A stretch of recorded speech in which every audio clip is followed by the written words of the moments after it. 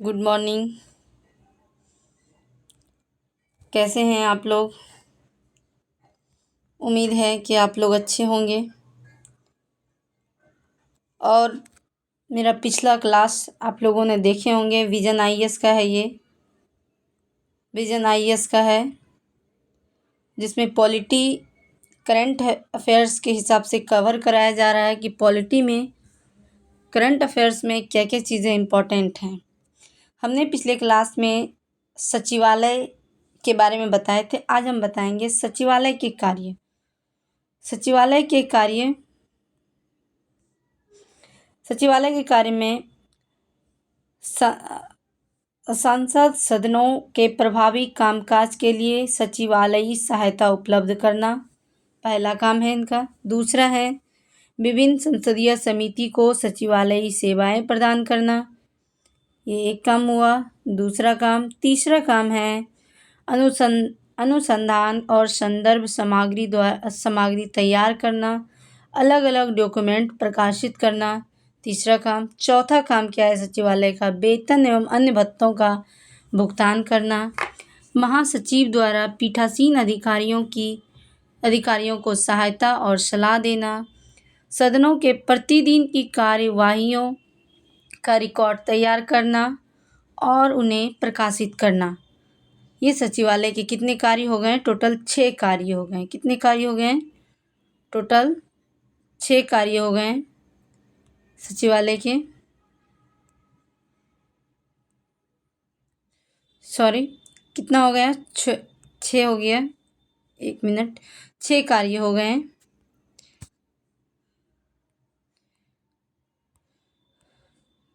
इसके बाद देखिए, इसके बाद है सचिवालय की संरचना। सचिवालय की संरचना कैसी है यदि हम इसको देखें?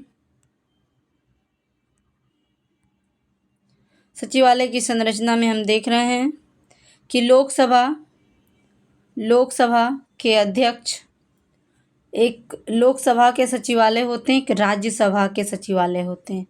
लोकसभा के सचिवालय के अध्यक्ष लोकसभा अध्यक्ष कहलाते हैं और राज्यसभा के सचिवालय के राज्यसभा के सभापति कहलाते हैं, इसके अध्यक्ष। राज्यसभा सचिवालय सभापति के प्रशासनिक नियंत्रण में कार्य करते हैं। इसका प्रशासनिक प्रमुख महासचिव होते हैं और इसका प्रशासनिक समूह लोकसभा के महासचिव होते हैं। लोकसभा की भर्ती एवं सेवा की शर्त लोकसभा सचिवालय भर्ती एवं सेवा होते हैं, जबकि भर्ती एवं सेवा राज्यसभा सचिवालय के। राज्यसभा में सचिवालय भर्ती और सेवाओं से संबंधित हैं। जो लोकसभा की सेवाएं में जो भर्ती होती हैं वो उनकी शर्त है नियम 1955 के तहत लोकसभा के सचिवालय की भर्ती होती हैं और इन नियमों को राष्ट्रपति ने लोकसभा अध्यक्ष के परामर्श से प्रख्यात किया था। और जो राज्यसभा के सचिवालय में भर्ती होती हैं वो नियम 1957 द्वारा शासित होती हैं। इन नियमों को राष्ट्रपति ने राज्यसभा के सभापति के परामर्श से प्रख्यापित किया गया था। अब कुछ देख लेते हैं अन्य महत्वपूर्ण सुर्खियों क्या है। कैबिनेट सचिव। कैबिनेट सचिव क्या होते हैं? कैबिनेट सेक्रेटरी में हम लोग देखते हैं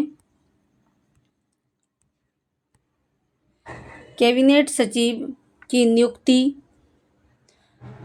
केंद्रीय कैबिनेट की नियुक्ति समिति ने एक नए कैबिनेट सचिव की नियुक्ति को मंजूरी दी है, उनका कार्यकाल 30 अगस्त 2024 से 2 वर्ष का होगा। कितना होगा कैबिनेट सचिव की कार्यकाल?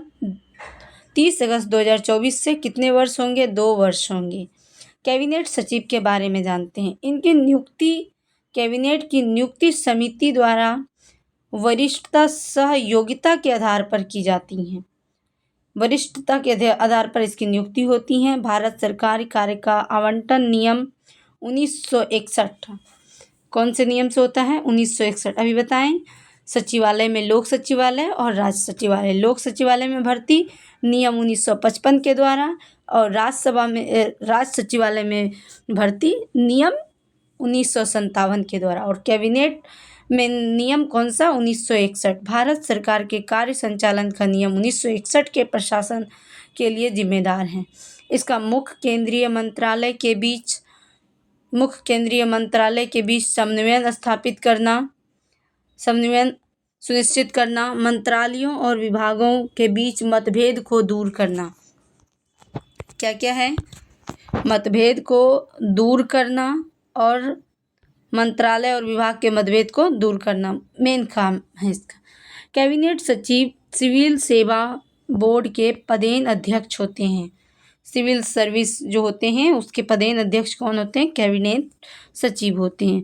कैबिनेट सचिव के पास केंद्र सरकार के विभागों के ऊपर कोई अधिकार नहीं होता है। कैबिनेट सचिव के पास केंद्र सरकार के विभागों के ऊपर कोई अधिकार नहीं होता। उसे केंद्र सरकार के सचिवों के बीच सर्वोच्च अधिकारी माना जाता है। कैबिनेट सचिव को सर्वोच्च अधिकारी माना जाता है। अब देखते हैं संसद में राष्ट्रपति के अभिभाषण। संसद में राष्ट्रपति के अभिभाषण कैसे होते हैं उसको देखते हैं। राष्ट्रपति ने 18वीं लोकसभा के गठन के बाद संसद के दोनों सदनों की संयुक्त बैठक को संबोधित किया। राष्ट्रपति के अभिभाषण के बारे में संविधान के अनुच्छेद 86(1) के अनुसार कहते हैं, राष्ट्रपति संसद के किसी एक सदन में या दोनों सदनों की ज्वाइंट सिटिंग में अभिभाषण कर सकेगा। किस अनुच्छेद के अनुसार? 86(1) के अनुसार ज्वाइंट सिटिंग में भाषण दे सकते हैं। हालांकि संविधान के लागू होने से लेकर अभी तक किसी भी राष्ट्रपति ने इस प्रावधान के तहत भाषण नहीं दिया है। क्या है? नहीं दिया है। जबकि संविधान के अनुच्छेद 87 में ऐसे 2 अवसर दिए गए हैं जब राष्ट्रपति संसद के दोनों सदनों की ज्वाइंट सिटिंग के विशेष अभिभाषण कौन से अनुच्छेद में है? अनुच्छेद 87 में। जबकि ज्वाइंट सिटिंग में अभिभाषण कौन से अनुच्छेद में है? 86(1) में है। लेकिन एक बार भी इसका यूज नहीं हुआ है। अब देखिए संविधान के, ये तो पढ़ लिए, ये 2 अवसर हैं। प्रत्येक आम चुनाव के बाद पहले सत्र के आरंभ में तथा प्रत्येक वर्ष के पहले सत्र के आरंभ में, यानी चुनाव के बाद और पहले सत्र के आरंभ में ये भाषण देते हैं। विशेष अभिभाषण या अभिभाषण ज्वाइंट सिटिंग का। मूल संविधान में अनुच्छेद 87 में क्या था? विशेष अभिभाषण था। अब 87(1) में प्रत्येक सत्र के आरंभ में, यानी सत्र के आरंभ में सदनों में राष्ट्रपति के अभिभाषण सत्र के आरंभ में देगा तो कौन सा होगा? 87(1) अनुच्छेद में। प्रथम संविधान संशोधन 1951 द्वारा इस प्रावधान में संशोधन किया गया। क्या संशोधन किया गया?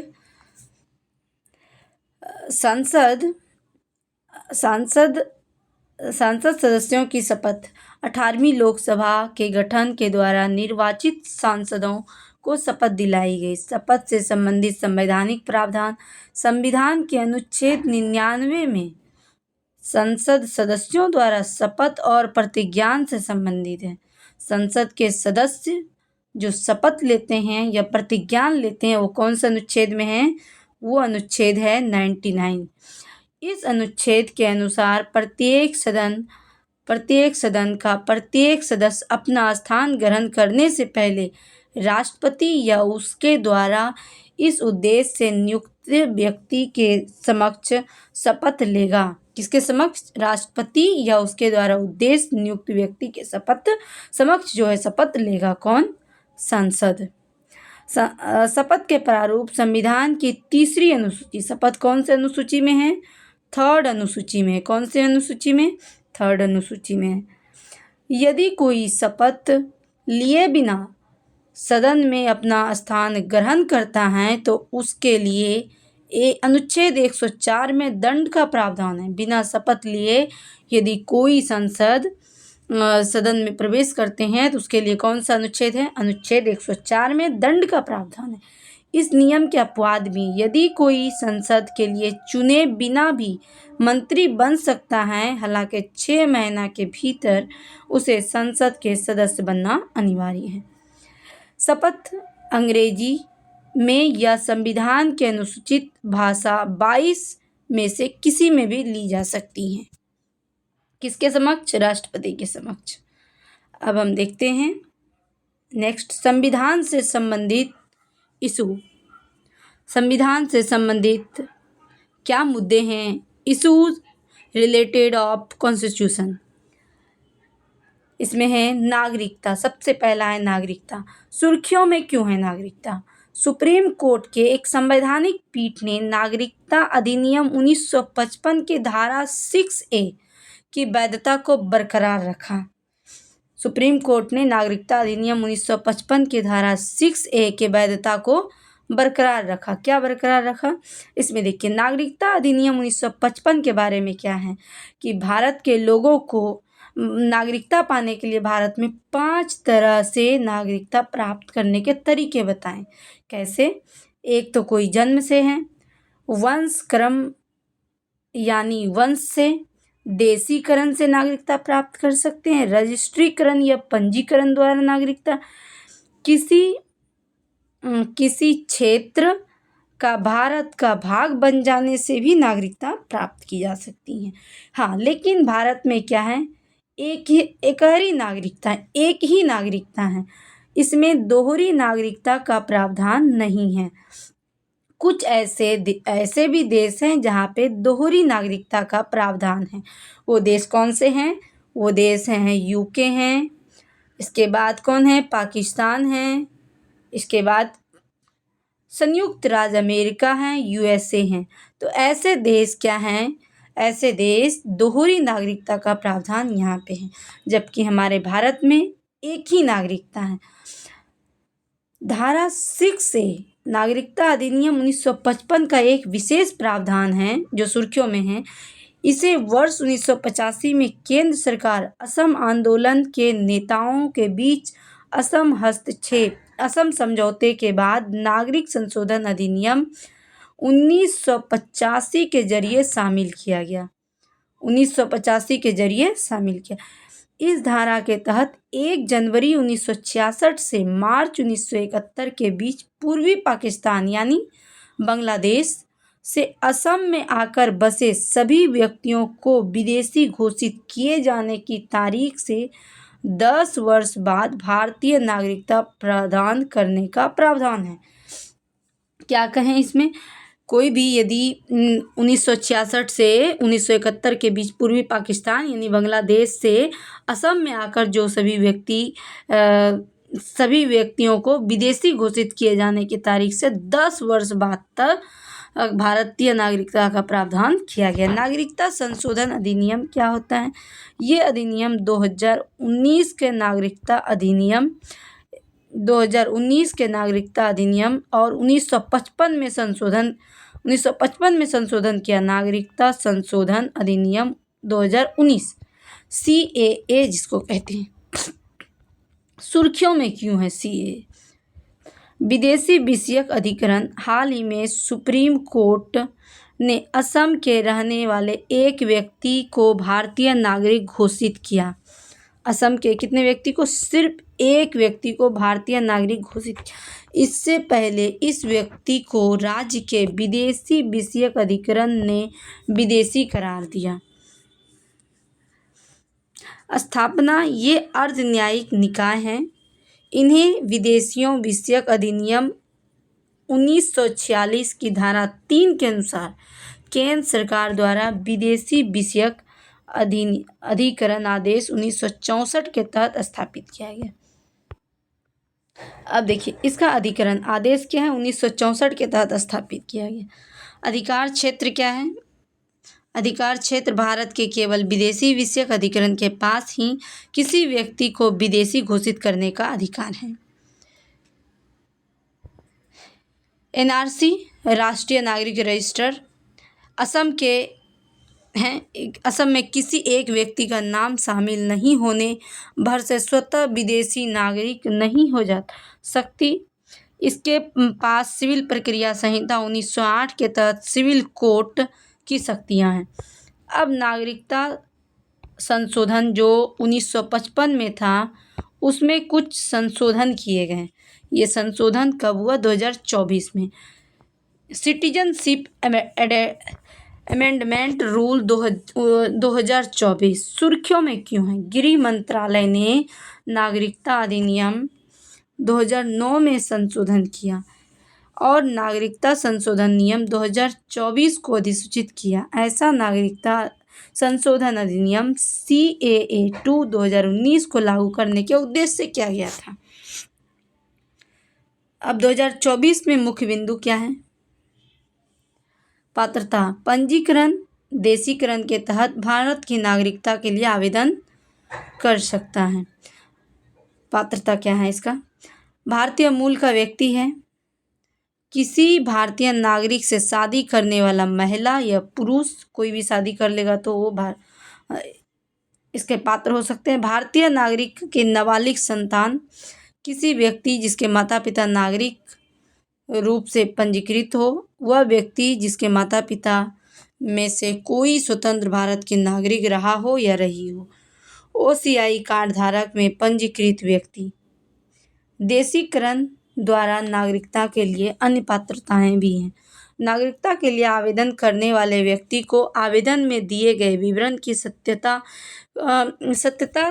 को प्रमाणित करने वाला शपथ पत्र दाखिल करना होगा और उसके चरित्र की गवाही देने के लिए किसी भारतीय नागरिक द्वारा एक शपथ पत्र प्रस्तुत करना होगा। और यह भारतीय संविधान की 8वीं अनुसूची, जिसमें क्या किस चीज़ का उल्लेख है? भाषाओं का उल्लेख है, पर्याप्त ज्ञान है।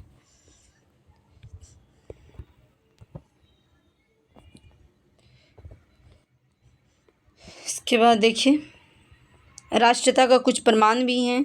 देशीकरण से नागरिकता त्यागा जा सकता है, नागरिकता त्याग करने का और भी ढेर सारे इसके प्रावधान हैं। ये सब उतना ज़रूरी नहीं है। नागरिकता संशोधन अधिनियम जो 2019 के बारे में है उसके बारे में कुछ जान लेते हैं। इस संशोधन अधिनियम के प्रावधान में किया गया है जो एक अवैध प्रवासी निम्नलिखित में से 4 शर्तों को पूरा करते हैं, उन्हें अधिनियम के तहत अवैध प्रवासी नहीं माना जाएगा। वो कौन कौन से हैं? हिंदू, सिख, बौद्ध, जैन, पारसी, ईसाई। अफगानिस्तान, पाकिस्तान, बांग्लादेश से आए हो 31 दिसंबर 2014 को या उससे पहले भारत में प्रवेश किया हो तो वो भारत के नागरिक हो सकते हैं। संविधान की 6वीं अनुसूची असम, मेघालय, त्रिपुरा, मिजोरम के कुछ आदिवासी क्षेत्र में inner line permit Arunachal Pradesh, Mizoram, Nagaland के तहत आने वाले क्षेत्रों में नहीं आते हैं। केंद्र सरकार के ऐसे प्रवासियों को पासपोर्ट भारत में प्रवेश अधिनियम 1920, फॉरेनर्स एक्ट 1946 और इनके तहत बनाए गए नियमों या आदेश के खिलाफ दंडित करने से छूट दी हैं। उपर्युक्त के लिए देशीकरण के जरिए नागरिकता लेने की अवधि 11 वर्ष से घटाकर 5 वर्ष कर दी गई है। कुल मिला के याद इतना ही रखना है। नागरिकता का अधिनियम क्या है, नागरिकता किस तरह से ली जाती है, कितने प्रकार हैं, कहाँ लोगों को नागरिकता दी जा रही हैं, ये सारी चीज़ हम आज की क्लास में पढ़ेंगे। फिर हम मिलते हैं नेक्स्ट क्लास में। बाय।